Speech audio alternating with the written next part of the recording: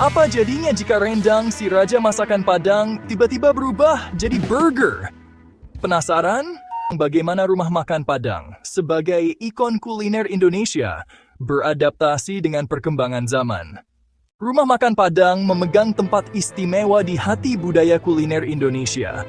Sejarahnya adalah kisah migrasi komunitas rasa yang luar biasa.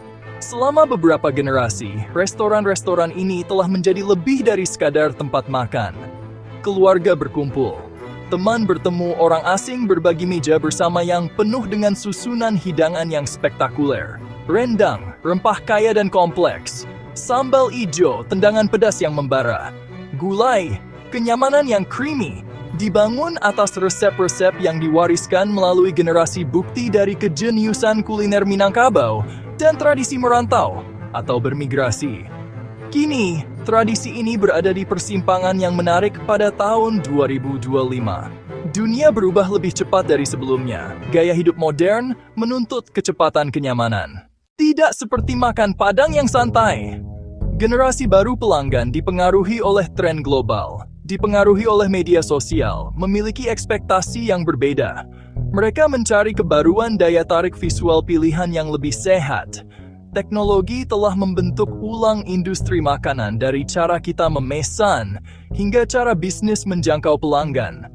Untuk tidak hanya bertahan tapi berkembang, rumah makan Padang harus beradaptasi tanpa kehilangan jiwa yang membuatnya dicintai. Tantangannya adalah evolusi yang bijaksana, bukan membuang tradisi. Inovasi adalah kunci untuk menjaga warisan ini tetap relevan. Ini adalah tindakan keseimbangan yang halus. Bagaimana restoran bisa memperkenalkan ide-ide baru sambil mempertahankan rasa autentik yang dicintai pelanggan? Jawabannya, adaptasi kreatif. Memperkaya pengalaman makan, memperluas audiens, membuat rasa Padang dapat diakses dengan cara baru. Upaya ini melindungi warisan budaya sebanyak melindungi bisnis. Pengusaha berpikiran maju sudah merangkul tantangan ini. Mereka tahu esensi nasi Padang lebih dari sekadar bahan, itu kemurahan hati dan komunitas.